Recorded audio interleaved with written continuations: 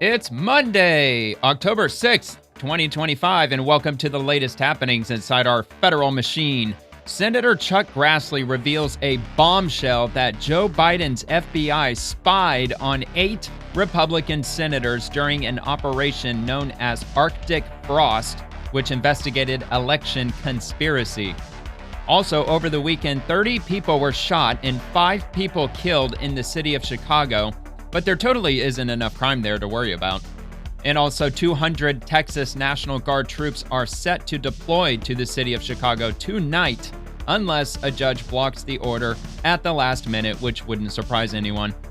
Hamas is currently in Egypt, apparently making real progress toward the hostages being released, Hamas surrendering, and the war finally being over. The partial government shutdown rolls on with the 5th unsuccessful vote happening today.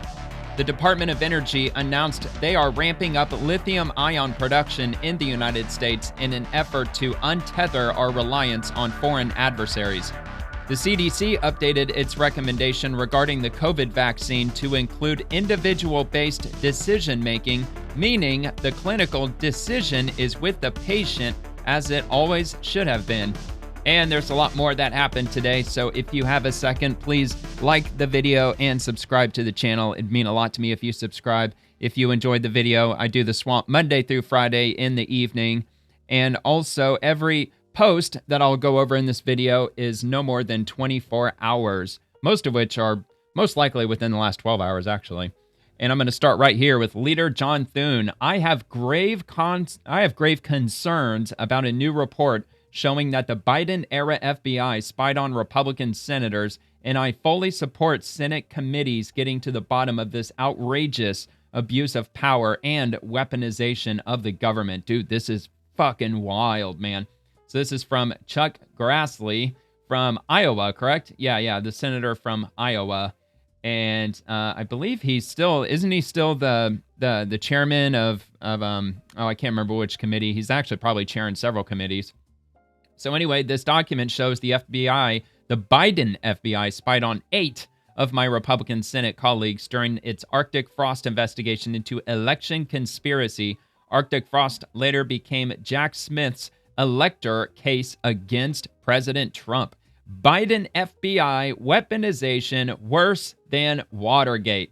And here's the document from the Federal Bureau of Investigation. The title is Cast Assistance from, looks like September 27th of 2023. Official record approved by the SSA, Social Security Administration, I'm assuming, from the Washington field office.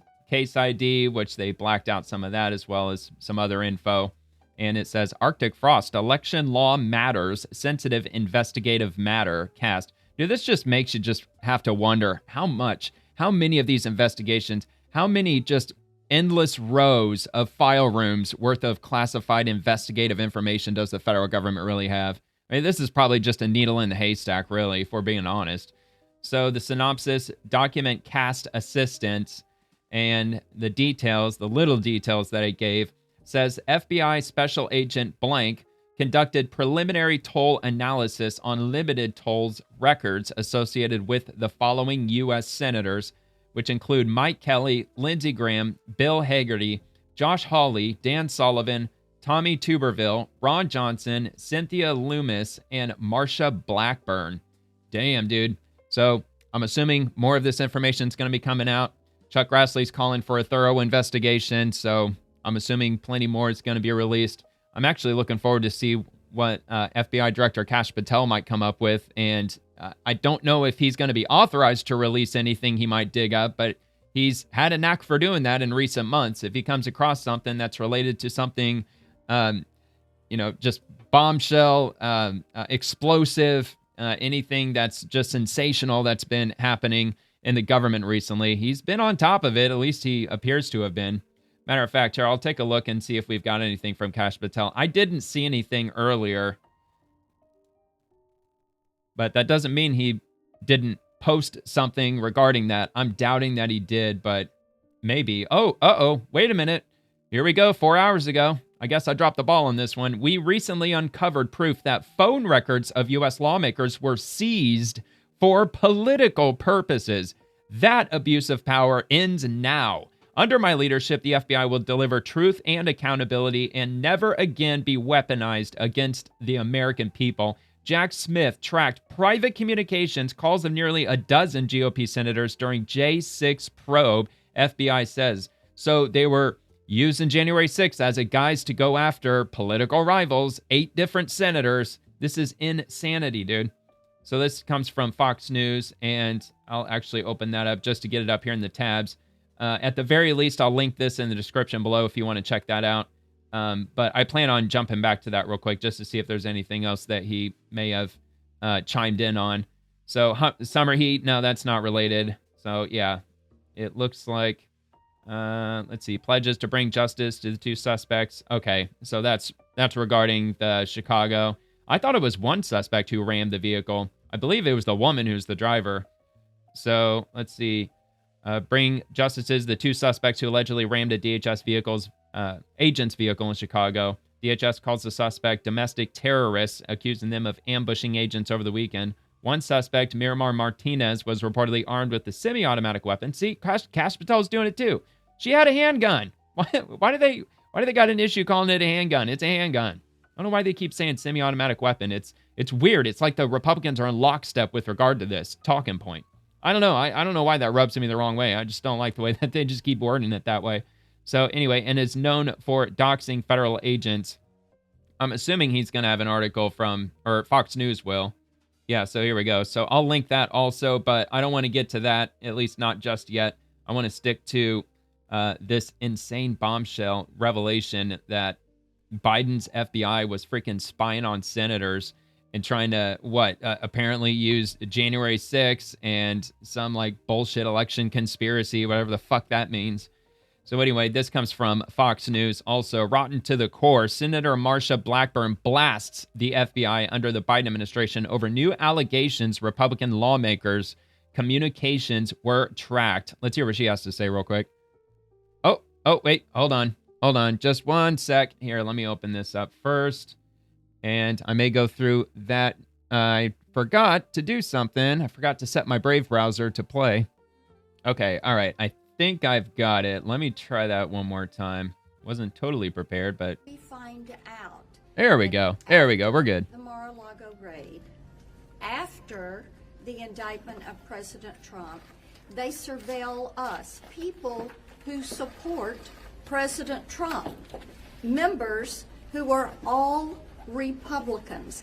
But it shows you how out of control and rotten to the core and politicized the FBI had become, and how they had absolutely no problem at all whatsoever with political weaponization.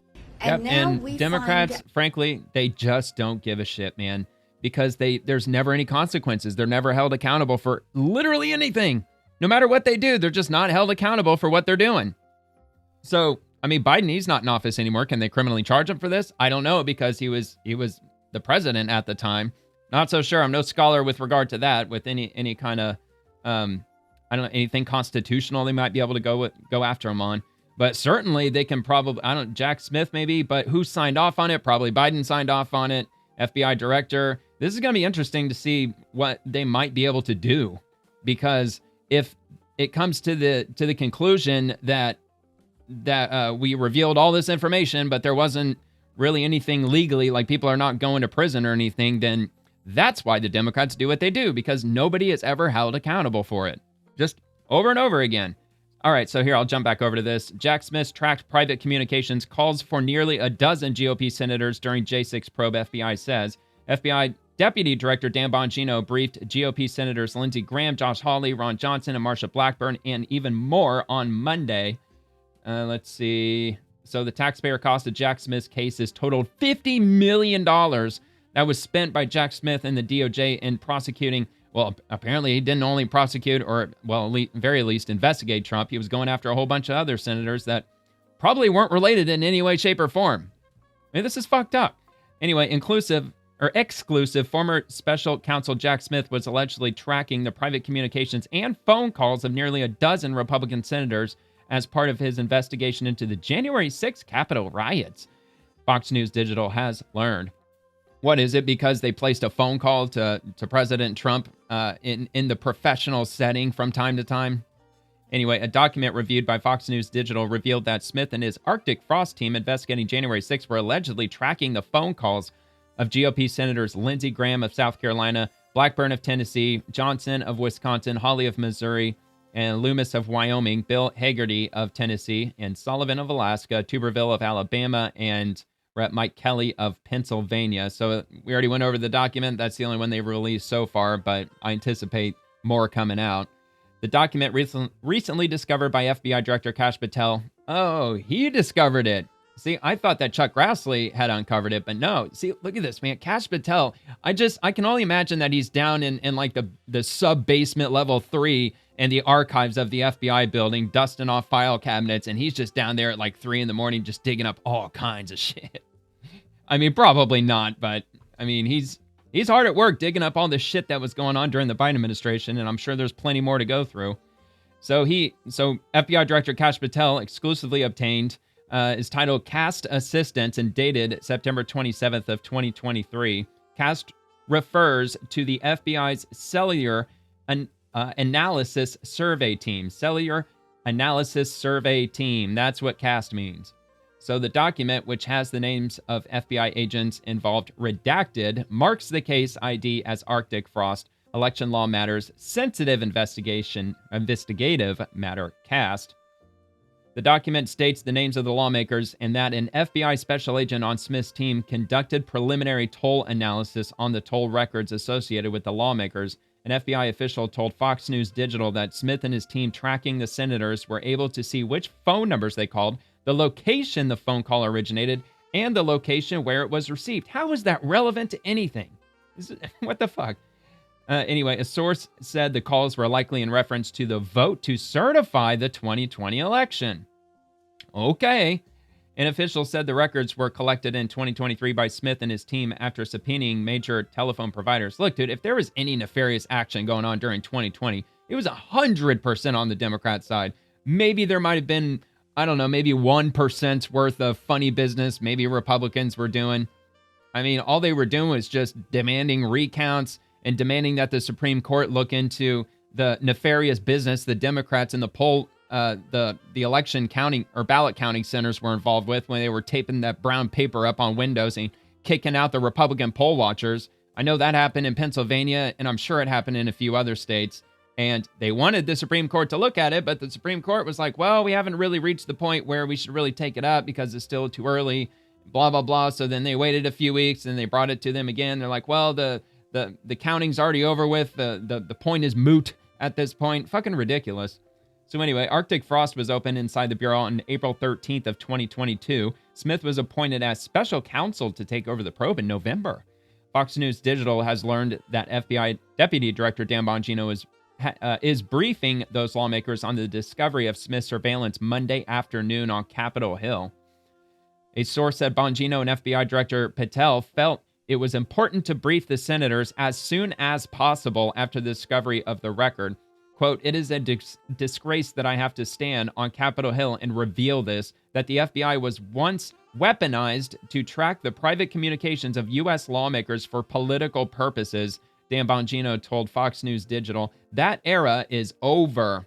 And look, I guess, that is a good thing that it's over. But of course, when the Democrats get back in, it's going to be right back to the way it was. They're going to be doing the same bullshit that they were doing in this instance. And Democrats are probably, snickering to themselves like, so we can weaponize the system against Republicans, but they don't have the guts to do it against us. Fancy that. Anyway, Bongino added, under our leadership, the FBI will never again be used as a political weapon against the American people. I mean, not only were they weaponizing it against the American people, but they were directly weaponizing it against their political rivals. Anyway, FBI officials told Fox News Digital that the newly discovered records were pursuant to an oversight request by Senator Chuck Grassley, Republican of Iowa. Patel and Bongino personally directed additional review of the Arctic Frost case after Grassley's request. An FBI official told Fox News Digital that Arctic Frost is a prohibited case and that the review required FBI officials to go above and beyond to order to deliver on this promise of transparency. The discovery is part of a broader ongoing review, and the American people deserve the truth, and under my leadership, they will have it, Patel told Fox News Digital. We promised accountability for those who weaponize law enforcement, and we will deliver it. Patel added, under our watch, the FBI will never again be turned against the American people. Smith, several months after investigating, charged President Donald Trump in the U.S. District Court for Washington, D.C. in his 2020 election case, but after Trump was elected president, Smith sought to dismiss the case. Judge Tanya Chutkan granted that request, and Smith's case cost taxpayers more than $50 million. I mean, look, the only thing that Trump did on January 6th was tell everybody to protest peacefully, calm down, stand down, something like that. I don't have his wording verbatim, but he definitely didn't incite anything. They're fucking lunatics, man. So that'll be linked below if you want to check that out. And moving on to Senator Cynthia Lummis, my statement regarding the Biden administration's FBI spying on me and my Republican colleagues. I'm absolutely appalled that the Biden administration used the FBI to spy on the private communications of Republican U.S. senators, myself included. This was a blatant assault on our constitutional rights as elected officials and a calculated attempt to sabotage the separation of powers. Make no mistake, this authoritarian, unconstitutional surveillance and attack on the legislative branch under the Biden administration demands immediate investigation and prosecution. Those responsible must be held accountable, and we must ensure this abuse of power can never happen again. And watch, when they put him up on the stand, when they haul them in before Congress, they're going to give every single excuse as to why not only was it lawful, but we felt that it was necessary because we were just trying to do the right thing by the American people. All right, anyway, from J.D. Vance. Okay, so that's the end of that. I'm going to move on to the next thing with regard to Hamas and what's going on with that because they're supposed to be finalizing the deal this week. Trump gave them till 6 p.m. last night, and he extended it another couple of days. I think it's because Hamas ended up traveling over to Egypt, where they're using Egypt as a mediator during these negotiations. So President Trump says there have been very positive discussions with Hamas and countries from all over the world, Arab, Muslim, and everyone else this weekend to release the hostages in the war in Gaza, but more importantly, finally have long-sought peace in the Middle East. These talks have been very successful and proceeding rapidly. The technical teams will again meet Monday in Egypt to work through and clarify the final details. I'm told that the first phase should be completed this week, and I'm asking everyone to move fast. I will continue to monitor this centuries-old conflict. Time is of the essence, or massive bloodshed will follow, something that nobody wants to see. Yeah, man, it's a very urgent matter for President Trump. And I've got a little bit more on this, I think. Yeah, here we go. Again, from Fox News. Truly remarkable, Caroline Levitt says there are technical talks happening in Egypt right now regarding the Israel-Hamas peace deal. Quote, you've seen all sides of this conflict agree that this war needs to end and agree to the 20-point framework that President Trump promised. Or proposed, rather. Proposed, not proposed. I mean, I'm sure he promised it to, but it's an incredible achievement, and this administration is working very hard to move the ball forward as quickly as we can. Here we go. There are technical talks happening right now in Egypt amongst Special Envoy Witkoff very loud. My apologies. Mr. Kushner, as well as their respective parties from all sides. What we saw take place on Friday, and I have not commented on that from the podium yet, is truly remarkable. You've seen all sides of this conflict agree that this war needs to end and agree to the 20-point framework that President Trump proposed. It's an incredible achievement, and the administration is working very hard to move the ball forward as quickly as we can. The president wants to see a ceasefire. He wants to see the hostages released, and the technical teams are discussing that as we speak to ensure that the environment is perfect to release those hostages. They're going over the lists of both the Israeli hostages and also the political prisoners who will be released, and those talks are underway, and the president is very much on the ball and is being apprised of this situation. Yeah, I'm sure that's his number one agenda item right now, and probably more important than anything else going on. Although we got some pretty pressing matters happening here, especially with the bullshit happening in Chicago, Portland, Memphis, all over Blue City, America. So this I thought was pretty funny. Again, Fox News. She's so angry. President Trump reacts to Greta Thunberg being detained by Israeli forces while aboard a Gaza-bound aid flotilla. Yeah, she was arrested over the weekend, and supposedly she was thrown in Israeli prison. At least that's how they worded it. But today, she was supposed to be, and I'm sure she was turned over to the country of Greece. They were taking possession of Greta Thunberg, which was supposed to happen today. Let's check this out. Israel government has been arresting and reporting activists that were traveling to Gaza. Today, Greta Thunberg, for instance, also some... Well, she's just a troublemaker, you know. I mean, she's no longer into the environment, now she's into this. She's a troublemaker. She has an anger management problem. I think she should see a doctor. She needs anger. If you ever watch her, she's a young person. She's so angry. She's so crazy. Oh, yeah. You can have her. She's just a troublemaker. Yep, that's what she is. Rabble-rouser, troublemaker. Just like all the other progressives, they're completely incapable of having one single nice day. Having one single just good mood. Everything's nice and bright. The glass is half full today. I've got nice things to say. No, dude, they're just constantly around the clock, 24/7, pissed the fuck off. It's got to be a miserable existence, frankly.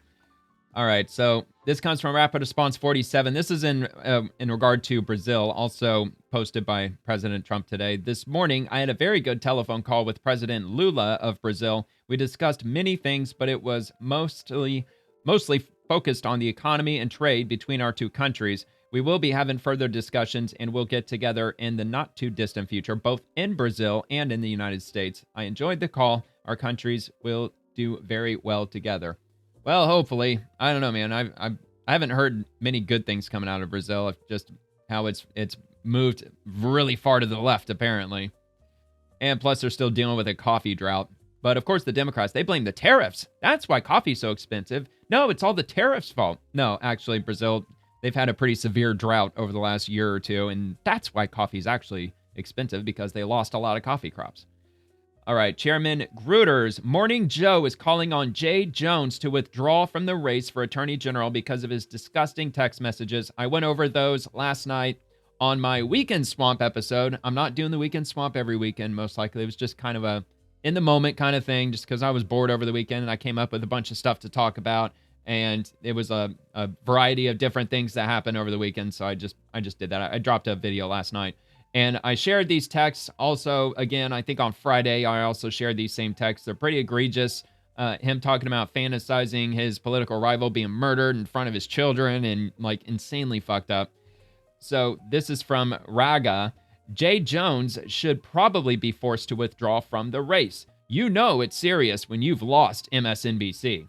Coming up, an attorney general candidate in Virginia is apologizing for his texts about a state lawmaker. We'll go through what the messages said. He should probably be forced to withdraw from the race, and probably is doing a lot there. All right, Morning Joe, we'll be right back.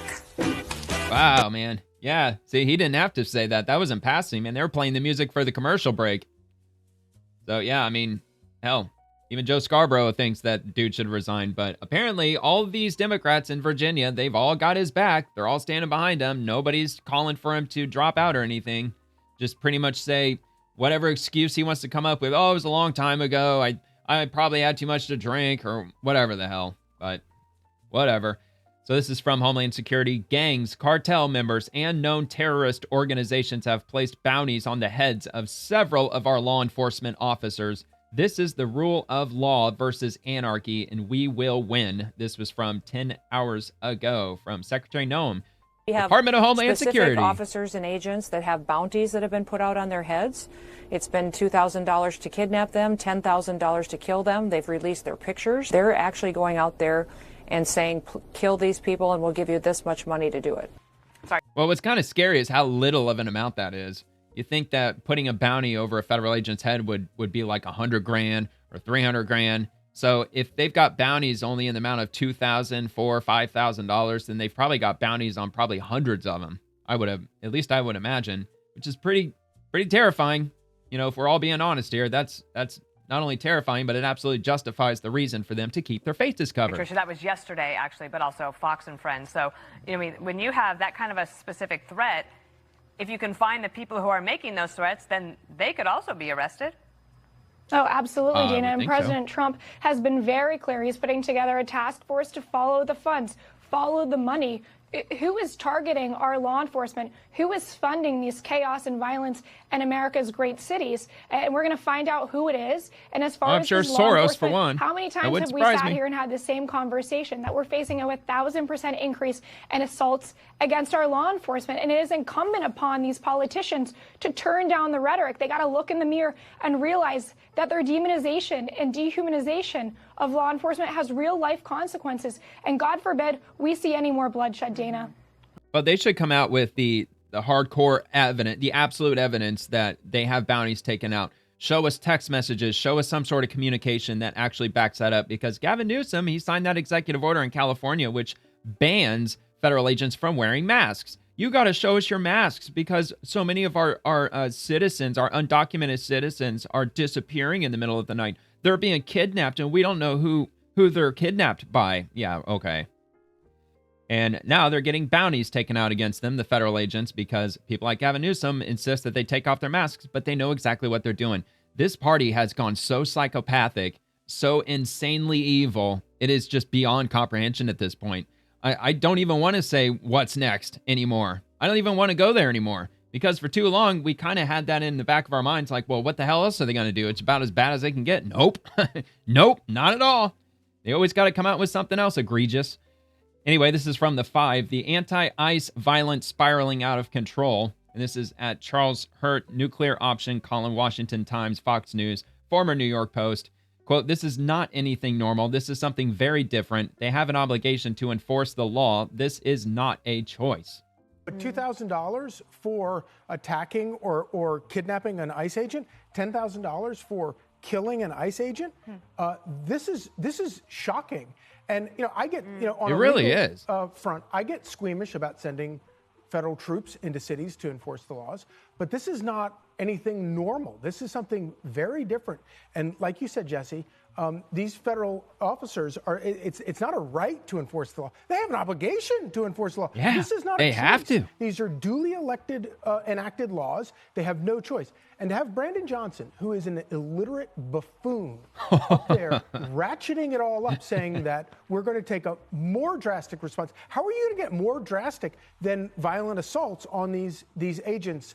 The idea that we're going to have ICE-free zones, and then I hate this. Oh my God, is he really saying that now? Whether I disagree with you or not, or whether you're a Democrat, fucking or whatever, lunatic. I hate watching these scenes, and I hate language. Yeah, well, they've had ICE-free zones for a while. They're called sanctuary cities. That's what they've been calling them. Which that ratchets it up.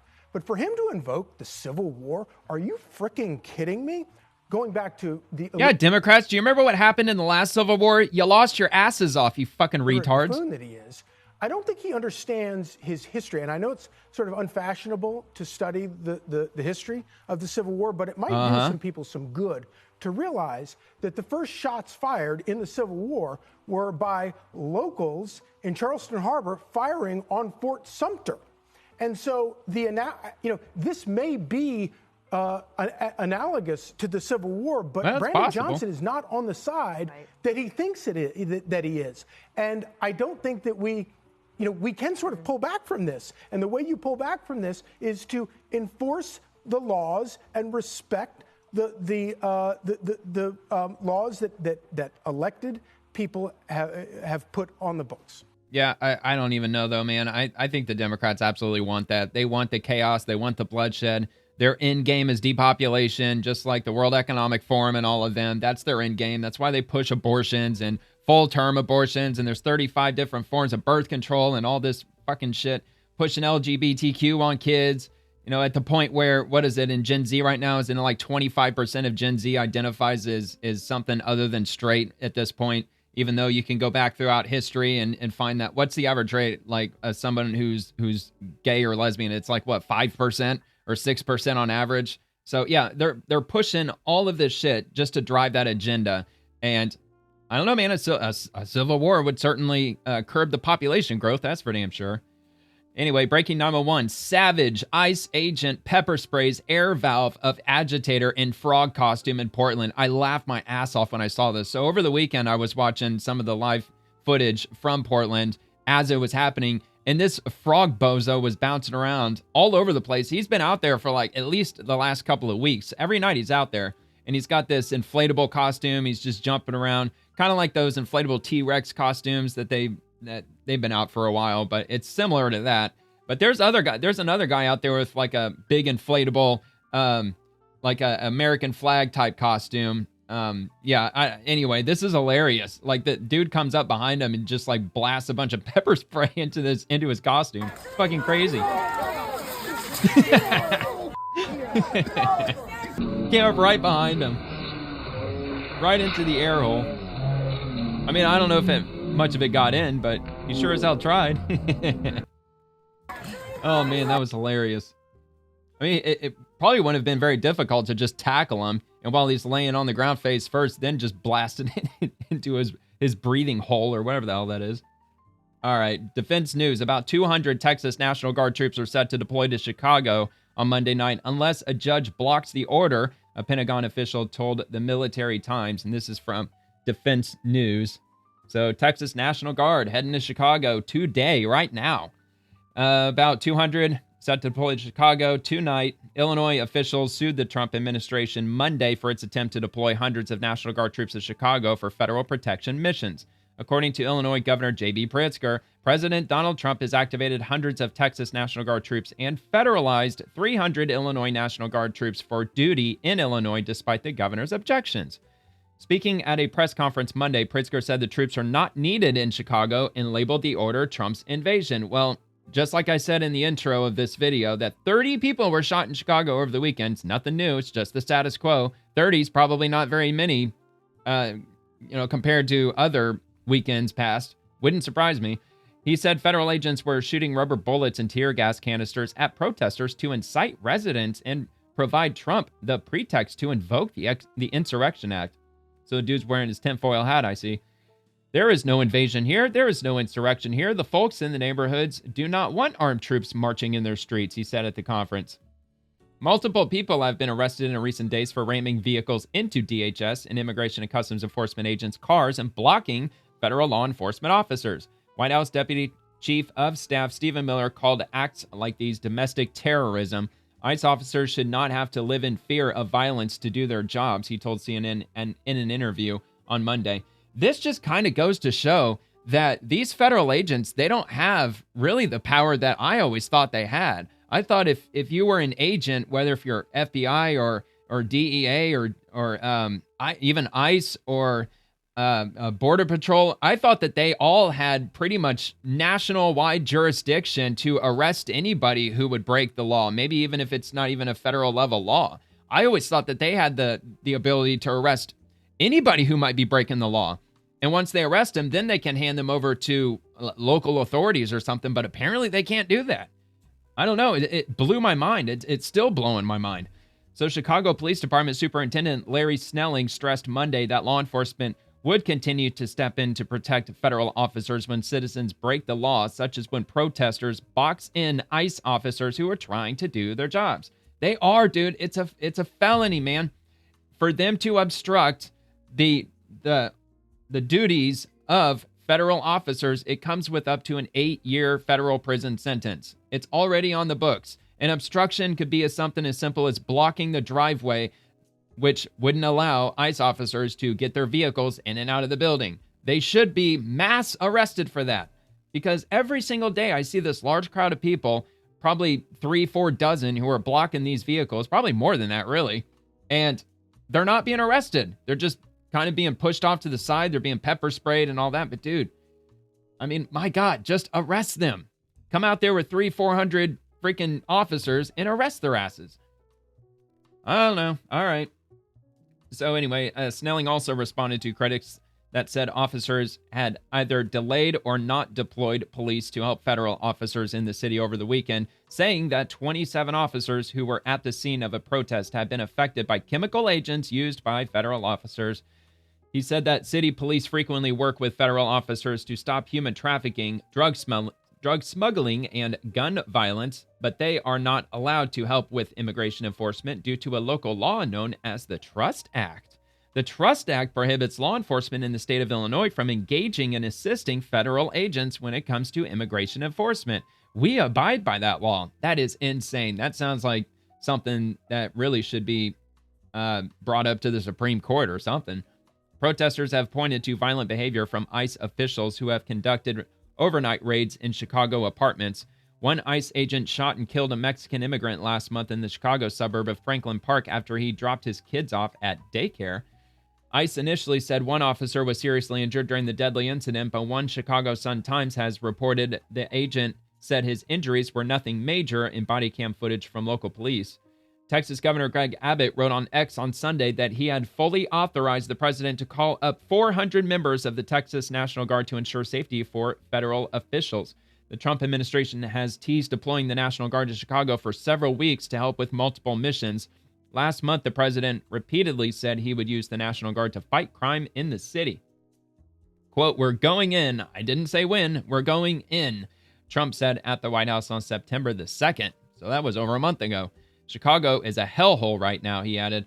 Chicago ranks 13th in total crime rates for American cities with populations of at least 250,000, with Memphis, Cleveland, and St. Louis plagued with the highest total crime rates, according to FBI crime data. It's probably been the case for many years, really. Even as Chicago's crime rates are down across the board this year, dozens of people were shot and at least 7 people were killed in the city in a surge of violence over the Labor Day weekend. All right, yeah, so it looks like Portland's orders are paused. So a federal judge on Sunday temporarily blocked the Trump administration from deploying the National Guard to Oregon after the administration made multiple attempts to mobilize troops there. But they're pulling the National Guard from California, so I don't know if they ruled on that. Let me see. He had ordered California National Guard troops to Portland on Sunday after the same judge blocked it from using Oregon's National Guard the day before.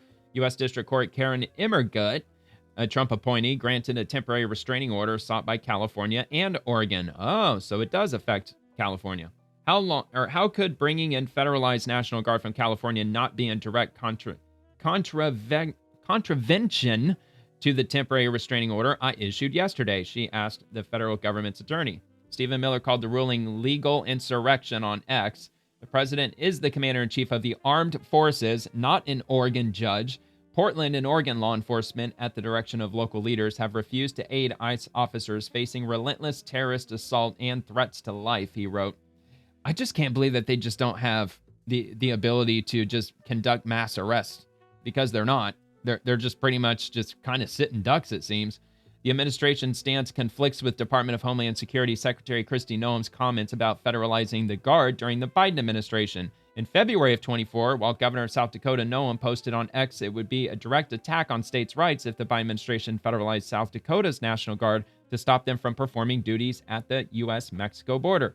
If Biden is willing to do that and to take away my authority to governor, as commander-in-chief of those National Guard, boy, do we have a war on our hands, Noem told Fox News that same month. Wow, interesting. All right. Well, the plot thickens. That'll be linked if you want to check that out. And moving on to, from the New York Post, White House blasts sick Chicago Mayor Brandon Johnson for banning ICE from city property, aiding and abetting criminal, illegal immigrant killers and rapists as well. From the New York Post, White House blasts sick Chicago Mayor Brandon Johnson for creating ICE-free zones and banning agents. I mean, they're federal agents, though. They don't have the ability to do that, right? I don't know. So let's see what this video is. He announces executive order of blocking federal agents from using city-owned spaces. I mean, that sounds like it's going to get overturned real quick, but what do you think? Leave a comment. Let me know. I'm curious to know where this might go. Let's take a listen to this. Today, we are signing an executive order aimed at reining in this out-of-control administration. The order establishes ICE-free zones. Out of control, you mean getting rid of illegal immigrants? The reason why they're trying to protect these illegal immigrants to this degree is because a lot of them are probably registered voters already. And if they aren't yet, they plan on making them registered very, very soon. So that's my opinion. That's why they're protecting them so much. And look, makes you wonder, are they really going to change anything as far as the people that live in Chicago? Are they going to start voting for people who are not this psychotic? I mean, I certainly have my doubts. It just kind of seems like these major cities, just with each passing day, they just seem more and more just completely brain dead and lost. That means that city property and unwilling private businesses will no longer serve. Didn't they say he's only got a 6% approval rating in Chicago? I think it was this mayor that they were referencing. But there's no way this is going to hold up. So I wonder if the federal government would have the authority to just completely strip the city of Chicago with any and all federal funding from top to bottom, no matter how small the funding might be or how large the funding is. I wonder if they could do that. I mean, look, if you're banning the federal government from setting foot in Chicago, how about the federal government just strips you of all federal funding? Do you know how much money we would probably save if the federal government actually did that? And I don't know, Republicans, y'all are in control of Congress, or at least it appears that you are. I mean, you're not really doing anything with the power that you've had this year, at least not nearly enough. So why don't Republicans do that? Why don't they just strip the city of Chicago of federal funding, or maybe the entire state of Illinois? Maybe we should do that. Our school parking lots are not for ICE to load their... ICE doesn't go to public schools. They don't set foot on public school lots. They've already been very clear. Secretary Noem also came out, because she is the Secretary of the Department of Homeland Security. Not only did she come out and say that, but also the director of ICE also came out and said that we absolutely do not conduct any raids. We don't set foot on school property. We never have. We're not going to. We don't go after children. We're going after the worst criminals of the illegal immigrants in our country, which, of course, the Democrats know that. They just want to keep brainwashing everybody who just, I guess, just takes the time to listen to them. I just can't imagine why. Weapons. They are for Chicagoans who drop their kids off to learn. Our libraries are not for ICE to prepare for a raid. They're for Chicagoans to read and relax. Well, see, here's the problem, dude. If ICE sets foot on a library parking lot and they start gearing up and they start getting ready, what are you going to do about it? Are you really going to move in the Chicago Police Department to arrest federal agents? Because that's what he's saying. Look, tell us exactly what this thing does. I don't think he will, but he might actually shock me and say that if we see any ICE agents on our property, they will be arrested. Let's see if he says that. Our parks are not for ICE to set up checkpoints. They are for Chicagoans to play and enjoy. Private establishments can partner with us to make it clear that private property is private property, and ICE cannot enter dude, Chicago property is not private property, you fucking retard. Without a valid warrant. Private entities may voluntarily choose to display signage to designate their property as part of a citywide network of community spaces that stand together in affirming the safety, dignity, and belonging of all of our residents. By extending this protection beyond city-owned land, the order builds a broad civic shield that limits the reach of harmful enforcement practices. It strengthens neighborhood solidarity, and it reaffirms Chicago's role as a welcoming city. The fact is, we cannot allow them to rampage throughout our city with no checks or balances. Nobody is above the law. If we break the law, you should be held accountable. If Congress will not check this administration, then Chicago will. What laws are they breaking? The only laws that are being broken are by you. And by your administration, by harboring illegal aliens, you fucking idiot. So no penalties. They're like, just don't set foot on the property. I want to know what the penalties are. That's what I want to know. I want to know what they're going to charge them with if they do step foot on any kind of property. So let me see if Grok might actually have it. Maybe Grok's got some information about this.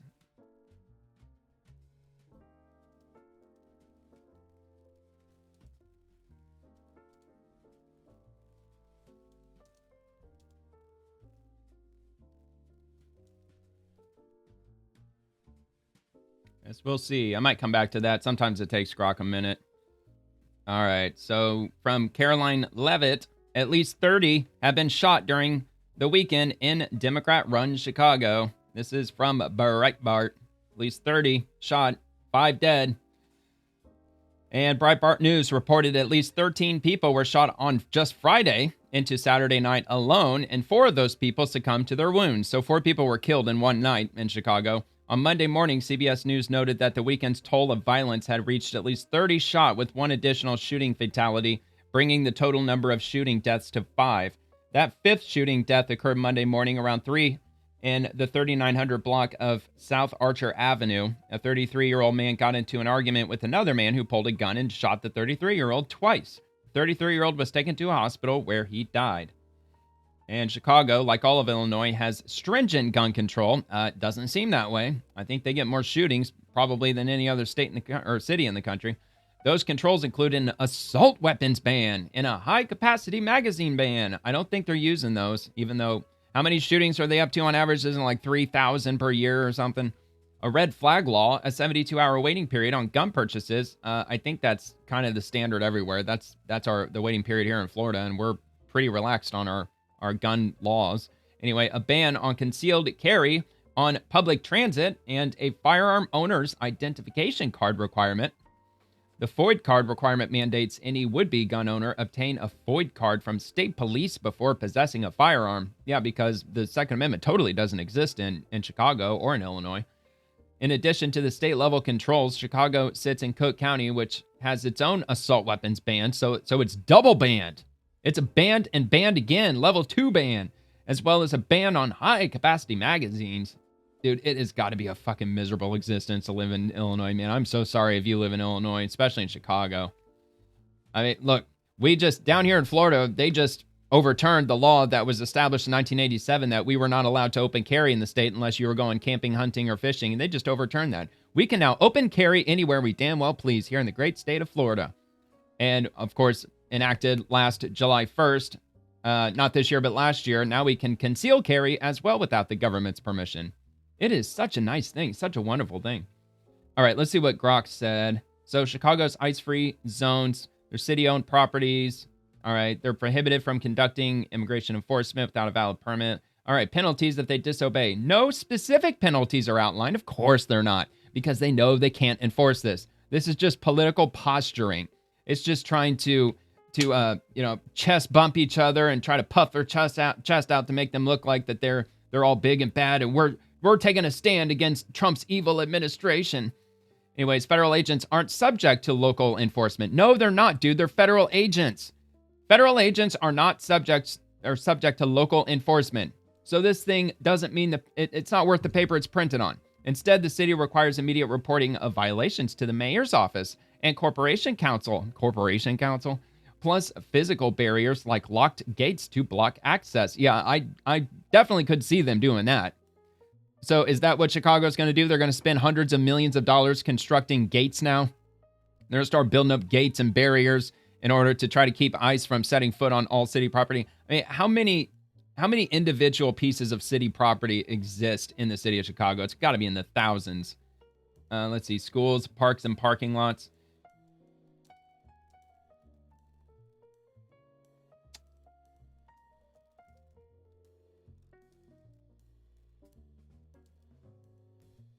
It's got to be in the thousands. I mean, it has to be. All right, I'll come back to that again. So this weekend, at least 30 shot in Chicago, 5 were killed. Chicago residents are asking for help, but J.B. Pritzker refuses to acknowledge this issue. Let's give this a watch, and I'll come back to that. See what Grok says. There is not an emergency in the city of Chicago. In Chicago over the weekend, at least 54 people were shot. This is just over Labor Day weekend. Yeah, I was going to say, that was a few weeks ago. We do not want troops on the ground in the city of Chicago. Neither do the people of Chicago or the people of the state. They're going to hold their cards to their chest and say, we don't need you in Chicago. Well, I'm here to say we do need you in Chicago. Yeah, no you one do. wants them to come, that crime is down. The governor as well as... And look, they're making it sound like that the National Guard is just going to storm into Chicago and like enact martial law. They're not doing that. They're only there to back up ICE. That's it. While ICE goes on their raids and they go apprehend these criminal illegals that they've like raped, they've murdered, they've robbed, they've kidnapped, they've done all this crazy shit. Drug trafficking's another one. And those are the people that ICE is going after right now. And they're making it sound like that, Trump's Gestapo by the thousands is just going to storm in here with all their camouflage and their big tanks, and it's fucking retarded. The mayor should be on board with it just so we can get a bit more of security in Chicago. Do not come to Chicago. You are neither wanted here nor needed here. Yeah, and he doesn't just mean the Trump administration. He's talking about everybody. Especially if you're a conservative. We don't want you. We don't need you. Don't come to Chicago. I wouldn't go. Even if I'd never been, which I have been before, Chicago's not all it's cracked up to be. I mean, it's a cool looking skyline. Especially if you're like out on Lake Michigan, it's pretty to look at, but every time that I've been there, look, I've had a good time. I've been to the museums before. Science and Industry Museum is fantastic. And same with the History Museum. That's another great museum. But, you know, aside from that, it's not really that great of a place to be, if you want my opinion. For anyone in our community, matter of fact, my sister lives there, actually. That things are getting better. She actually lives down by the Loop. That is an outright so she's right down in the thick of it. Is still operating on some antiquated idea. Our children can't walk around the community without fear of being hurt or kidnapped or having a drive-by. Chicago is in much better shape as a result of the work that we are doing to prevent crime, to interrupt crime. 30 shootings over the weekend. Asshole. To reduce crime. I don't see a reduction in crime. The city is moving in the right direction on crime. Do you feel like the city feels safer? No. Not at all. No one really feels safe. It's impossible to feel safe in a city like this, especially with the leadership we have. No, it's like he's only virtue signaling to the rich white liberals that live in the fucking suburbs, the middle-aged women who are just the loudest and angriest. That's really all he's pandering to for the most part. All right, let's see what Grok said about this. So Chicago public schools, 634 of them. There's over 580 parks, and there's 81 public libraries. So over 1,000, like what? Like pushing 1,200 different properties that they're going to have to, what? Erect gates and fences and barriers. And plus, they got to remove all that shit every time they open. And I know those electronic gates, that's going to be a pain in the ass. You can't really, I mean, look, I'm sure most schools they're already gated. So, and ICE has already been very clear that they're not doing any staging on any public schools. They're not raiding public schools. They're not picking anybody up at public schools. They're not dealing with public schools at all. Now, libraries, maybe they're using the parking lot at night to maybe as a staging area or something. That wouldn't surprise me. So what are they going to do? They're going to gate off all the public libraries now? It just seems unreasonable.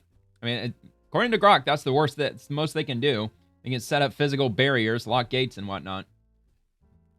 So anyway, knowing Chicago, knowing how crime-ridden it is, they probably already have all that stuff like locked down like a fortress at night anyway because of the rampant crime happening in Chicago. All right, Ron Wyden. This is with regard to Portland. It was a beautiful Sunday in Portland. Farmers markets, the Portland Marathon, peaceful protests. Oh, peaceful, mostly peaceful. And some views of Mount Hood. This city is vibrant, peaceful, and resilient. We do not need a federal occupation, and we sure as hell don't want one. They're not going to occupy your city, dude. They're going there to reinforce ICE. And I guess I'll give a little bit more toward them. They want to get rid of Antifa because you're harboring a domestic terrorist organization in your city, sir. So, of course, he's going to show just the peaceful parts of Portland, you know, the rich places, the suburban areas, you know, the places where, you know, everybody does really well for themselves. Of course, they're not going to show all the parts that really need to be shown. Of course, we're not going to see any of that. Let's take a look at this. This nonsense. All right, that might be copyright, so I'm just going to pause that. The last couple of days that I've played music similar to this, video got blocked in some countries, which honestly, I really honestly don't care that much about because, you know, I'm doing this for the Americans. Would be pretty surprised if other people from other countries are watching my videos. But if you are, drop a comment because I honestly, I'd be curious. That'd be pretty cool if somebody from, I don't know where, like UK or Australia or South Africa or something. That'd be cool. All right. Oh, it's so picturesque. I mean, look, I'll hand that to him. It's pretty out there. It's really gorgeous. And that's just what makes it such a shame that they've just hijacked that city and just turned it into lawlessness for the most part. At least it would appear.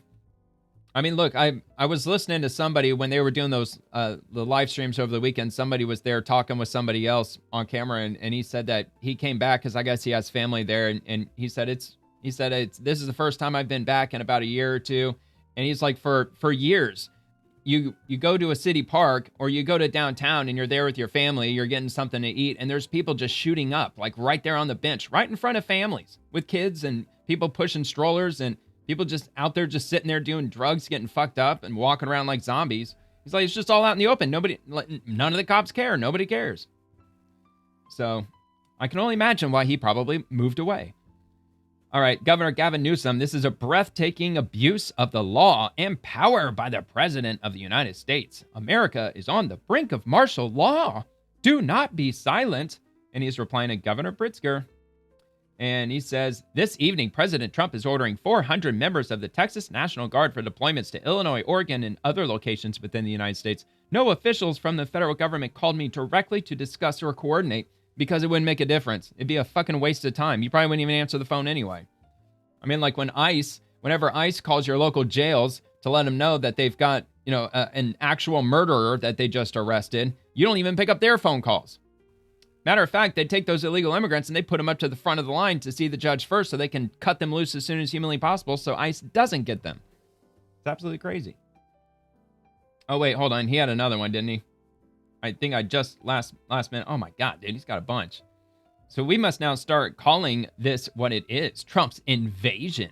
It started with federal agents. It will soon include deploying federalized members of the Illinois National Guard against our wishes.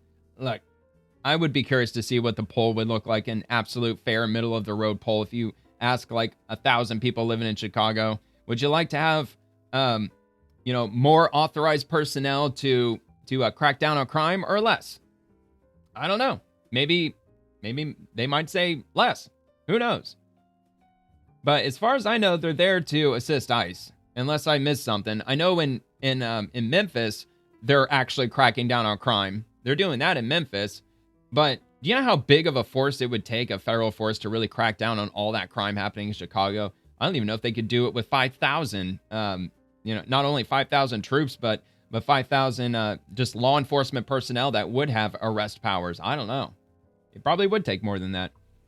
Anyway, did I finish that? Yeah, I think so. All right, so I call on Governor Abbott to immediately withdraw any support for this decision and refuse to coordinate. There is no reason a president should send military troops into a sovereign state without their knowledge, consent, or cooperation. A sovereign state? I believe that we're in the United States, dude. I don't think that you're sovereign from the federal government. And if he claims to be, if he wants to play that, like I said, Congress should be taking this post right here and looking at it very carefully and start considering what federal funding, if not all of it, should we just yank away from the state of Illinois, given that the governor wants to be all sovereign and everything. Look, it seems more and more likely. Look, I would have said the opposite a few years ago, this whole national divorce conversation. It seems more likely now than ever that looks like Democrats are going to want to do the whole national divorce thing, similar to the Civil War. They wanted to secede from the Union. And it seems like they might end up wanting to do that again. It would be an absolute incredible disadvantage to them, since they would be abandoning the federal government. They'd be abandoning the entire nuclear arsenal, the entire American military, the treasury, the petrodollar, the entire American currency.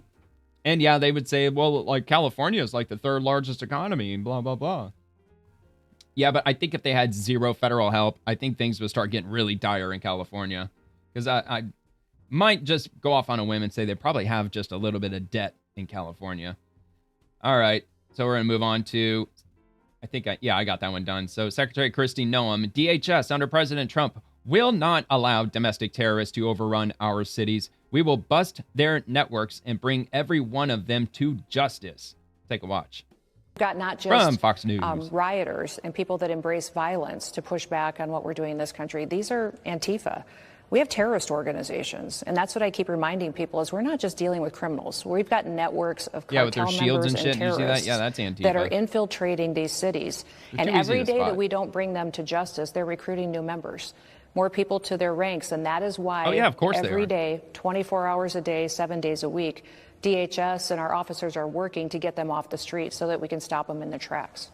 I just don't see that happening, though, man. I don't see them doing that. I don't see them arresting anybody with Antifa. Day after day, a lot of them show up here, and yeah, the cops will tackle a few here and there, but they're not really rounding up large amounts of them. They're not. And plus, the few who they do grab who appear to be Antifa, I haven't seen anywhere in the news that anybody has been charged as an Antifa terrorist for domestic terrorism. I haven't heard any charges come up with regard to that, at least not yet. All right, from DNI Tulsi Gabbard, the ODNI Govs, which is the office of the DNI, their National Counterterrorism Center worked with our partners to enable the arrest of a dangerous Sinaloa cartel drug trafficker, even amidst the Democrat shutdown. Cartels don't take breaks. They're foreign terrorist organizations threatening American lives, and they must be stopped. Our targeters and analysts remain focused on protecting the American people with 24/7 intelligence analysis and coordination with our law enforcement partners. And she is referencing this post from NCTC Director Joe Kent, serving as the director of the National Counterterrorism Center under the leadership of the president and Tulsi Gabbard. Meet Jason Dunker, a Sinaloa cartel member and Gulf cartel affiliate who repeatedly put American lives at risk, trafficking more than 75 kilos of cocaine into the U.S. and using hundreds of thousands of dollars in profit to support terrorist activities. Last week, ODNI Gov's National Counterterrorism Center provided intelligence to U.S. Marshals, enabling his arrest and ensuring this criminal was removed from the streets. While the Democrat Party refuses to fund our government, terrorist cartels and gangs that smuggle deadly drugs into our nation do not take days off. Our analysts, many working without pay, recognize the safety of our nation is at stake and will continue to provide 24/7 support to our law enforcement partners around the world. Maybe that's the real reason why the Democrats are trying to shut down the government potentially for months on end. Maybe they're just hoping that federal agents and federal officers will just start saying they'll reach a point where, look, I haven't gotten a paycheck for 4 months. I have to quit. I have to resign. I have to go work and find money elsewhere. Maybe that's what they might be banking on. So if the government's been closed for 2 months, 3 months, 4 months, remember this video, because I may have called that early. I really hope that they don't. I don't know, man. If the government's closed for months on end, I mean, will there be federal officials, federal agents, will they be forced into that situation? I don't know. I really don't know. I don't know how that would play out. But anyway, there's that asshole, taking hundreds of thousands, trying to, smuggle drugs and try to grow the size of his cartel organization in the U.S. So this video, it's long. If there's a Q&A session, I'll play this out. I think this is similar to the Speaker Johnson video that I played last week, where he just made an announcement to the press and then he took questions for a little bit. So he says, today I summarized for America the very simple facts about the Democrat shutdown. Not a single one of them can refute the evidence I've presented here. So see what he's got here. Shutdown day 5. Here's the House Speaker. Here's the House real Speaker. Facts. And I'm going to try to here in a very abbreviated summary manner to present those to you. And the facts are very clear. Okay, so the first fact is by way of reminder, how did we get here? Why is Washington tied into a knot right now? Well, I became Speaker almost 2 years ago, and I was frustrated, as most rank and file members of Congress are, frustrated about how Congress really doesn't work that well for the American people. That's why people are frustrated. They never do. We don't spend money responsibly here. We haven't for... Look, and some people might say that's somewhat of a good thing, that there's, like Congress moves as slow as it does. There's often gridlock in Congress, because if things flew through Congress on a regular basis, we would probably have a federal code that would probably amount to 2 million pages. We would probably have 1,876 amendments to the Constitution by now. So it's got its perks, but there's a lot of things that people are very much against when it comes to Congress and how they just don't move on very pressing issues when they need to. Many years. And the reason for that is because typically for the annual funding of the government, it's done in a back room. Literally, there's a deal made by the top 4 leaders in Congress, and that's hoisted upon the members, usually at the end of the year, right before a holiday, in an omnibus spending bill. Sometimes the bills are thousands of pages long, and it's always said that few members have fully read it or understood it. That's largely true because they weren't involved in the process. So when I became Speaker, I've been doggedly determined to make this House and the Senate work again, to do right by the American people, to get the process, to rebuild the muscle memory, to get back to the way it is supposed to work. And what does that mean? It means that Congress is supposed to carefully deliberate over 12 separate appropriations bills every year. Why? Because we divide the spending of the taxpayers' funds into 12 categories so that everybody can go through that. And all the elected members, the duly elected representatives of the people, can come here and have a debate and a discussion. Government's way too bloated. We do that through the Appropriations Committee, they're the specialists on it, the members of the House and Senate who work on it around the clock, 365, every day of the year. And then they put together a product. It goes to the full body in the House and then the full body in the Senate, and they work on that together. Okay, and they come man, up I don't have time to watch the whole thing. The most efficient and effective. There's a but issue. I will here before I forget what I'm going to do. I'm going to repost it to my X profile and in my description. there should be a direct link to my X profile, but you can also go to Speaker Mike Johnson. It's at Speaker Johnson if you happen to be over on X. But I'm going to try to see if there's a Q&A section or a portion of this. As a September funding health subtitle. There might not be. One COVID responsible. Chuck Schumer is trying to cover himself and not have another series of articles like this, okay? That's why this is happening.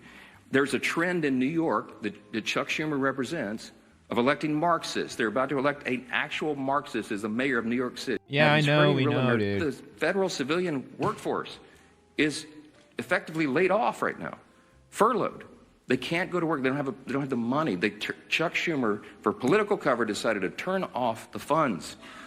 And real people are getting hurt. FEMA services, I keep saying this because I live in a hurricane state. We're in the middle of hurricane season, and flood insurance policies cannot be renewed or purchased right now because Chuck Schumer's playing political games. This is real pain for real people. I can go on.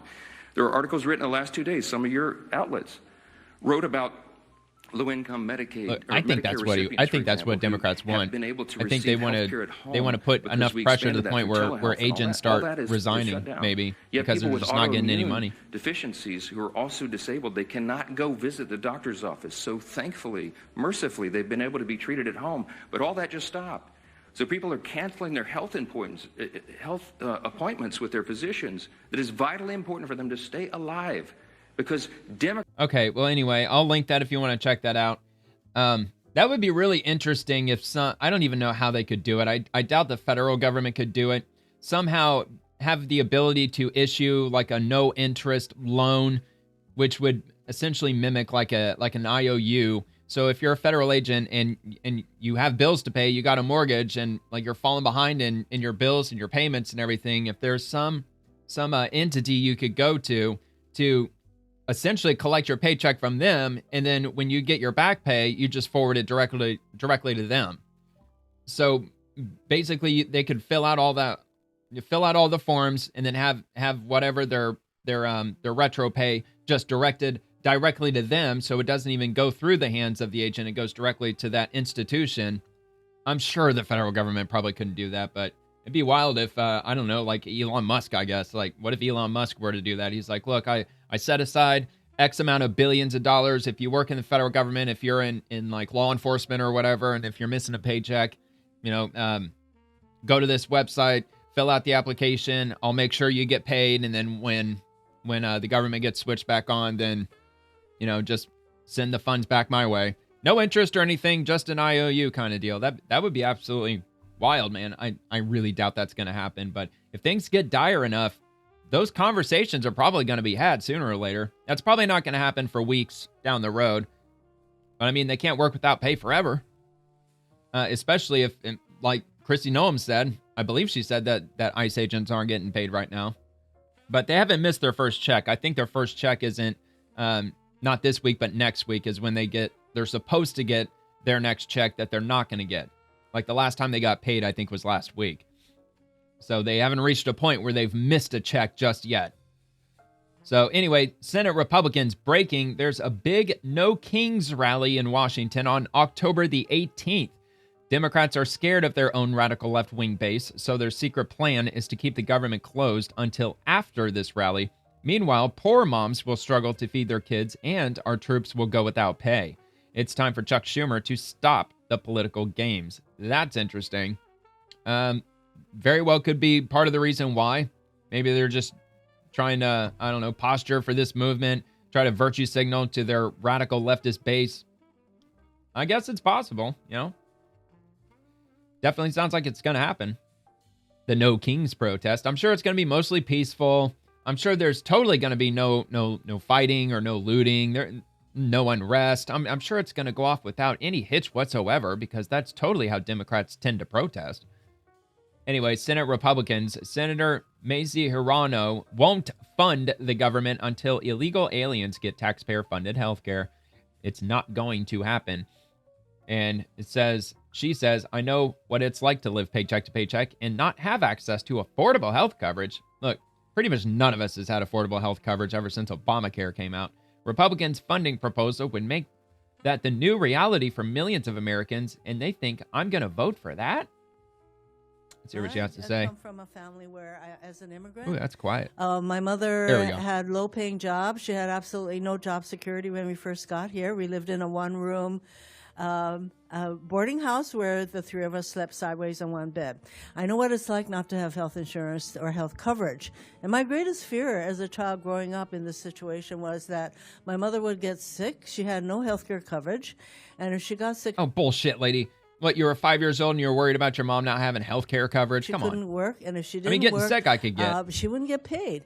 We literally, even when she was working, I tell you all this because I think it's really important for those of us who sit here making these decisions to understand what it's like for American people not to have this basic kind. All right, whatever. This is all opinionated. It's just nonsense. I'll repost it if you want to look at that, but I'm going to skip past that. I thought she was going to go through something that the Democrats are looking to, I don't know, work with.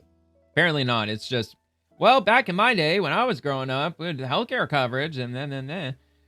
All right. Rep. Stephanie Bice. Today is October 6th. House Appropriations GOP has passed all 12 appropriations bills out of the committee, and the House GOP has fully funded the government with a clean, simple CR. What are the Democrats doing? Playing games and supporting a government shutdown. All right. And Rep. Nicole Maliotakis' office thanks CNN for clarifying that Democrats indeed shut down the government so illegal immigrants can receive taxpayer-funded health care. Schumer's shutdown. Uh-oh. Again, the health care money goes to... Oh, my God, dude. Holy shit, man. See, she got back at me for criticizing her. She was speaking too damn quiet, and my volume went fucking haywire. My apologies. Reimburse hospitals who give emergency care to illegal immigrants. Yes. I understand. All right, here, let's do this again. Again, the health care money goes to reimburse hospitals who give emergency care to illegal immigrants. Yes. I understand, but just so people understand, the money goes to the hospitals. It doesn't go directly to the illegal immigrants. I do. It doesn't fucking matter. That's not the question. That's not what we're arguing over. We're arguing that our taxpayer dollars are being funded for health care of illegal immigrants. I mean, that was a pretty stupid thing to say. Well, so just to be clear, that the money's not going directly into the hands of the illegal immigrants for them to pay their health care. No, it doesn't have to. That's not the point. Nobody on the Republican side even mentioned or even suggested that in the first place. All right, GOP. From President Donald J. Trump on this Truth Social. Democrats have shut down the United States government right in the midst of one of the most successful economies, which is probably also why they did it, including a record stock market that our country has ever had. This has sadly affected so many programs, services, and other elements of society that Americans rely on. However, with the stock market still roaring ahead, it just goes to show that the rich, they're not affected by a shutdown in any way, shape, or form. Anyway, and it should not have happened. I'm happy to work with Democrats on their failed healthcare policies or anything else, but first they must allow the government to reopen. In fact, they should open our government tonight. I wouldn't work with them because it's going to be a non-starter for them if illegal immigrants are not getting health care. So I wouldn't even entertain it. But I guess everybody's got to come to the table sometime. And government can't be closed for years and years. Or could it? All right. Senate Republicans, MSNBC on Joe Ossoff voting to shut down the government. And it's got a quote, so we'll just play. It's only 8 seconds. John Ossoff is the most vulnerable Democrat up for re-election next year, and he seems lock and step with the House Democrats and Leader Schumer on this. All right. Short, not so sweet, but there you go. From the White House, starting another week of the Democrat shutdown. The sombrero just got 10 times bigger. Or as Lee Zeldin said, the sombrero just got 10 inches taller. Way to sugarcoat it. Probably going to be a... Oh, wait, no. I think I could play this. I think I've done this Nobody already. likes Democrats anymore. We have no voters left because of all of our woke trans bullshit. Not even black people want to vote. I don't think they hit me with the copyright last time I played this. So we need new voters. And if we give all these illegal aliens free health care, we might be able to get them on our side so they can vote for us. They can't even speak English, so they won't realize we're just a bunch of woke pieces of shit, you know, at least for a while until they learn English and they realize they hate us too. Oh, yeah, man. You know, that's really what's on his mind. Anyway, yeah, dude, the left can't meme, but the right still can.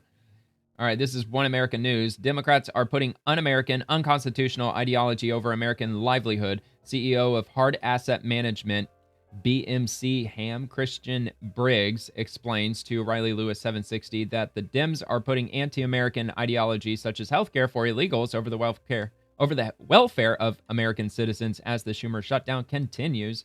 Watch OAN. But Take he's a look only at this. one man, so we need people in the House and the Senate, and really the Senate here to get serious. People like Schumer, and your point about AOC, it's taken, but that's kind of the crux of the problem, isn't it, with American politics, is people putting party over country. That is a toxic phenomenon, and I don't know how to combat it, but that's, I think, very dangerous. one of the core problems that we're I'm really sure that's facing happened today. throughout history. Well, yeah, you're putting ideology, Putting your party ahead over the of country. American livelihood. I mean, think about Sounds it. like a long, when fast, you're dark putting road to communism. ideology at the forefront of the reasoning of the basis that you're making these decisions, that ideology better be pro-America, pro-Americans, pro-business, And it isn't. pro-paychecks. Because if it's not, like in this case, it's not, you're literally hurting. I hesitate again to use some of these stats, but let's just talk about what this economy is going to do if this thing continues. Please. You've got between 62 and 67% of America right now that's living paycheck to paycheck. Now, I want you to remember that 99%, by the Chamber of Commerce's own numbers, that 99% of America is supporting, in the GDP that is, of small businesses being under 500 employees. And really, when you get down to the heart of the small business, it's under 50 employees. Now, if you consider that 99% of this, the GDP is built and really kind of threshold on that small business, and then all of a sudden you've got every city in America is being affected. Okay, it's not just Washington, D.C. When you're furloughing federal workers, I can assure you there is a federal worker building in any major city. Okay, so they're being furloughed. So all these small businesses that rely on the breakfast, the lunch, the dinners, the dry cleaners, the gas, the convenience stores, the daycare. Yeah, when it you will start to affect think them. about that, I think Scott Bessent is extremely right about this. One, the president's on the right side of this trade. We'll call it a trade, if you will.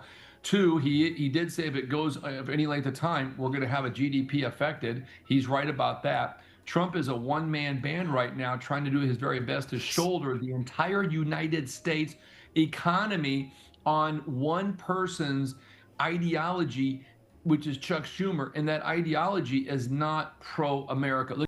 No, it is not. Not at all pro-America. And I'm just waiting to see if Trump is going to make the announcement that they're going to start doing permanent layoffs unless the Democrats reopen the government. I'm almost positive that's going to end up happening this week. I know he's preoccupied with the whole Hamas and Israel thing. However, it has to be addressed at some point. U.S. Senator Bill Cassidy, MD, I just voted for the 5th time to end the pointless Schumer shutdown. Republicans voted to pay our troops to fund small businesses to reopen services that Americans rely upon. Democrats said no. Senate Republicans, the Senate Democrats have now blocked our clean bipartisan bill 5 times. Senate Democrats are putting illegal aliens ahead of our troops and American families in need. Yeah, they actually are. Joe Morella, Democrat, the end of the ACA premium tax credit will skyrocket annual premiums in our community. That means on average of 454% for a family of 4 making $64,000 a year. We're fighting to keep this tax credit so families aren't priced out of life-saving care. All right, so where's the stats? Where are the sources? Where's the information? Where's the legislation? Where's the proof? Nothing. Nowhere. No fine print. Nothing. There's no source. It's just bullshit. He just yanked it out of his ass. So forgive me for not exactly believing you, dude. And besides, these tax credits, they came out in, I want to say it was in 2021, but regardless, it was during the COVID era. That's why these ACA tax credits exist. They exist to try to alleviate costs for some people with regard to COVID. But last I checked, COVID's kind of over at this point. I get that it's still making its way around the population. COVID, as far as 2021, it's over. So it's time to let this shit expire. It was due to expire in November of 2025, and that's the reason. Because COVID was probably not going to be a massive problem by the end of 2025, and it's not. Chuck Schumer himself, no matter how many times Speaker Johnson keeps repeating his lie about health insurance and undocumented immigrants, it's a lie. It was a lie yesterday. Gaslight, gaslight, gaslight, gaslight. Lie today, lie tomorrow. Democrats are fighting to lower the cost of health care for the American people. Well, I'm not going to get any alleviation of that because I have to get private insurance because I'm just the same as like 85% of all the other Americans or whatever the percentage is. I just know that the majority, if not the vast majority of Americans, we're just stuck with whatever private healthcare we can get. We're not getting free healthcare from the government. Anyway, Rep. August Pfluger, 218,000 federal employees in Texas will be furloughed if Democrats don't end this reckless government shutdown. Let me be clear, Senate Democrats can prevent this if they pass the clean CR that they've already supported 13 times in the past. All right, moving on to the next thing. From RT, Trump shuts down diplomacy with Venezuela, according to the New York Times. All efforts to reach diplomatic agreement have been called off. U.S. military now running drills just off the Venezuelan coast. Is war with Venezuela imminent? I don't know about that. That might be a little hyperbolic, but yeah, we're definitely off the coast of Venezuela. A lot of it has, well, I think almost basically all of it has to do with the drug trafficking situation. But I did read somewhere that Trump is not taking off the table the possibility of moving those drug operation enforcements to ground-based. So I don't know what that means. I don't know if that might mean Venezuela or if it might just mean surrounding countries. But apparently the Trump administration is mulling over the possibility that not only do they have to combat these narco-terrorists at sea, but they may have to start moving some operations on land. So whatever that means. But here, we'll play this. Probably just regular footage of them just arming up the fighter jets.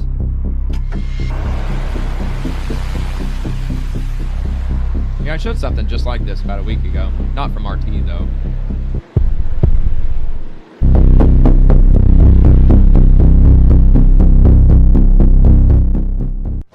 Ooh, so dramatic. All right. And that was United States Southern Command.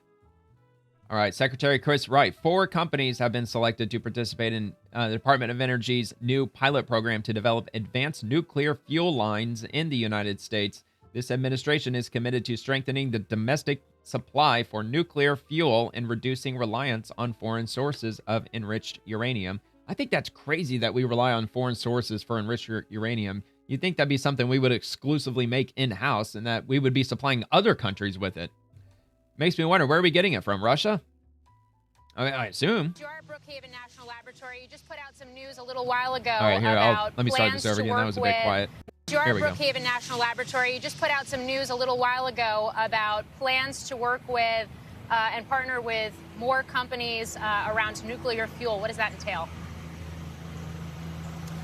Yes, we've got to stand up the whole supply chain for nuclear in the United States. We really want to get nuclear going again. We've got to have reactor technologies here. We've got to have uranium enrichment, and we've got to have the ability to fabricate fuel that's going to be used in these next generation reactors. So 4 partner companies were picked that have technologies and interest to invest capital in nuclear fuel, and we're going to give them grants and work with them to stand up the nuclear fuel cycle right here in the United States. Yeah, let's go, man.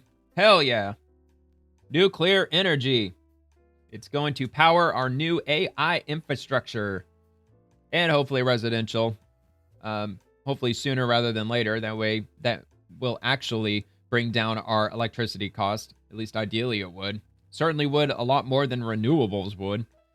So this is from the White House, TikTok.com, real Donald Trump. And it looks like he's on TikTok. I don't know if he was banned from TikTok. Maybe he was, but anyway, he's on TikTok, so I'll link that if you're interested in checking out the president on TikTok, and so is JD Vance. Glad to be back on TikTok thanks to President Trump. Follow along over on TikTok for more updates from the White House and maybe even some sombrero memes. And we'll take a look at this. Hey guys, JD Vance here. Just want to let you know that we are relaunching the VP's TikTok page. I got a little lazy the last few months, was focused on the job of being VP, not enough on TikToks. That's about to change. I don't think we'll hold that against you. So follow along. We'll update you on what's going on in the White House, business of state. We'll update you on what's going on politically. Maybe some sombrero memes here and there, but follow along and we'll look forward to connecting on TikTok. See you then. Well, TikTok would be the place for sombrero memes. Just as much as on X. X is filled with memes. U.S. Department of Energy. President Trump is speeding up the development of lithium to strengthen U.S. domestic supply chains and reduce our dependence on foreign adversaries. Secretary Wright, it is in America's best interest to bring lithium production in the United States. I want to switch gears a little bit here because there was reporting last week that the Trump administration is seeking an equity stake in Lithium Americas. Of course, it's in discussions with the Energy Department to renegotiate some loans. But can you give us an update on those negotiations and the potential equity stake? Oh, I sure can. So look, out in northwest Nevada, there's an amazing lithium deposit, the biggest lithium deposit in North America, by far the biggest deposit in the United States. And there's a mine under development there, between a small company, Lithium Americas, and General Motors. They want to bring domestic lithium is produced in the United States. China has controlled that market for mining and for... and for processing. So I'm assuming that they're mining lithium in China. I guess China, they're not really all that rich in natural resources, but maybe they are for lithium and making lithium ion batteries. So yeah, that would obviously be a good thing for us to start manufacturing all that inside the U.S. All right, and this is from HHS.gov. CDC today updated its adult and child immunization schedules to apply individual-based decision-making to COVID-19 vaccinations and recommend that toddlers receive protection from varicella, chickenpox, as a standalone immunization rather than in combination with measles, mumps, and rubella vaccination. Individual-based decision-making means that the clinical decision to vaccinate should be based on patient characteristics that, unlike age, are difficult to incorporate in recommendations, including risk factors for the underlying disease, as well as characteristics of the vaccine itself and the best available evidence of who may benefit from vaccination. Let me see. I think they may have an article. Yeah, I thought they had an article here. I'll link it. I won't go through it right now. I'm getting a little short on time, but I'll link it in the description if you want to go through the details.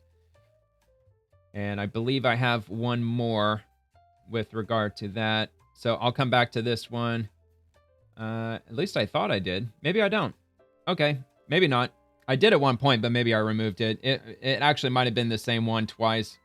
Probably from the CDC, because they tend to post the same things. Like one will tag the other one. So that's probably when it ended up happening. But anyway, Rapid Response 47 from Donald J. Trump. Japan has just elected its first female prime minister, a highly respected person of great wisdom and strength. This is tremendous news for the incredible people of Japan. Congratulations to all. President Donald J. Trump. Yep, first female prime minister. And Treasury Secretary Scott Bessent, as acting commissioner of IRS News, I am pleased to announce the appointment of Frank Bisinano as the CEO of the IRS. A newly created position he will take on in addition to his current role as Social Security Commissioner. Frank is a businessman with an exceptional track record of driving growth and efficiency in the private and now public sector. Under his leadership at SSA delivering on President Trump's agenda, he has already made important and substantial progress. We are pleased that he will bring his expertise to the IRS as we sharpen our focus on collections, privacy, and customer service in order to deliver better outcomes for hardworking Americans. Yeah, I mean, that's one government entity that people aren't really all that thrilled about. He said newly created, didn't he? The appointment, a newly created position. I kind of had to stand back for a minute, like, wait a minute, CEO of the IRS? All right, I guess. I mean, they've never had it before, according to him, so. But anyway, so Treasury Department today, Secretary Scott Bessent announced that Social Security Commissioner Frank Bisinano will serve as CEO of IRS News. And he's going to report directly to Acting Commissioner Bessent, managing the organization and overseeing all day-to-day IRS operations. IRS operations, I'm going to link that too. Have a look at that. And we'll move on to the next topic from Deputy Secretary Jim O'Neill. Okay, so this was the one that I was going to look. That's what I was looking for. So it was here after all. Informed consent is back. CDC's 2022 blanket recommendation for perpetual COVID-19 boosters deterred healthcare providers from talking about the risks and benefits of vaccination for the individual patient or the parent. That changes now. Last week, I approved ACIP's new recommendations on COVID-19 and MMR plus V. I commend the doctors and public health experts of ACIP for educating Americans about important vaccine safety signals. I also thank President Trump for his leadership in making sure we protect children from unintended side effects during routine immunization. And from the CDC, they updated the adult and child immunization schedules to apply individual-based decision-making to COVID-19 vaccination and recommended that toddlers receive protection from varicella chickenpox. So it looks like the same information that I read previously that HHS had commented on. And heading to the last thing I got here from Defense News, Pete Hegseth fires the Navy Chief of Staff. Oh, no, hold on. That's not the last thing I got. I think it's second to last thing I got. So he fired the Navy Chief of Staff. Didn't the Navy just celebrate their 250th anniversary? I just thought that was kind of an interesting time for this to happen. So Defense Secretary Pete Hegseth has fired the Navy Chief of Staff in a sudden shakeup following the confirmation of Hung Cao as the new Navy Undersecretary. Quote, John Harrison will no longer serve as the Chief of Staff of the Secretary of the Navy. We are grateful for his service to the department, a Pentagon spokesman told Military Times in a statement on Saturday. At the time of publication, Harrison had not provided a comment about his ousting. Harrison was a political appointee of President Trump who worked with Navy Secretary John Phelan on efforts to streamline the Navy's policy and budgeting offices after coming into their posts with many of the Navy's biggest programs years behind schedule. Politico was the first to report on the ouster. An official speaking on condition of anonymity because they were not authorized to speak to the press said Harrison had attempted to limit the role of the Undersecretary Navy veteran Cao and had reassigned aides meant to help Cao in his new role. Cao, a Republican and strong Trump supporter, ran and lost in Virginia to Democratic opponents in races for both the House and the Senate.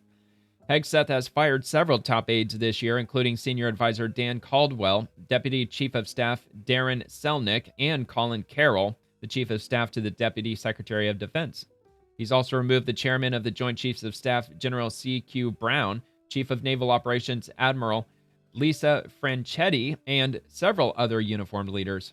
Harrison assumed the Chief of Staff role in January after having served in the first Trump administration as chairman of the United States Arctic Research Commission, a position he held until the spring of 2021.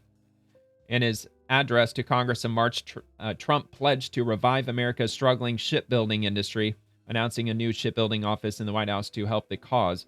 That effort has since moved to the Office of Management and Budget following the ouster of shipbuilding advocate Mike Walls from the National Security Council in the wake of the Signal-Gate scandal.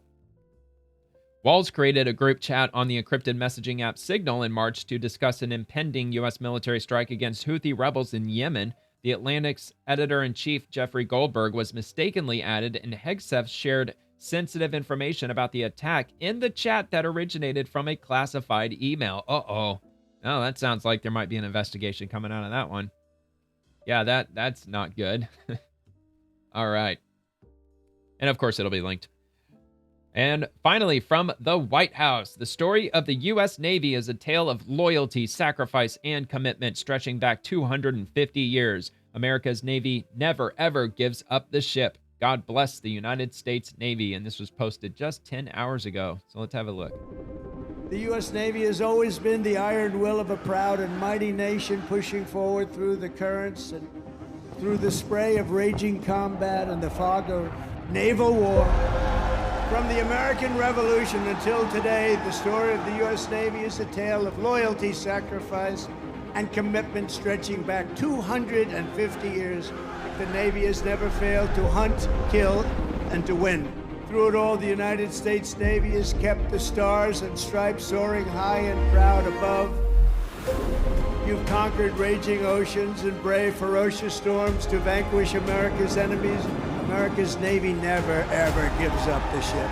We own the skies, we stalk the depths, and we rule the seas. God bless the United States Navy.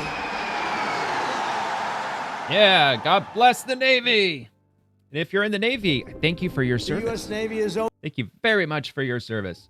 And it looks like that's all I've got for today's episode. And I'll be back with another one tomorrow. But If you enjoyed the video, please like the video and subscribe to the channel. It would really mean a lot to me if you subscribe. And I'll drop a new show every evening covering the swamp and everyone living in it, the politicians, the bureaucrats, agencies, and everything else. And I also post daily episodes on X, so feel free to comment over there too if you'd like. And thank you so much for watching. Hope you have a great rest of your night, and God bless America.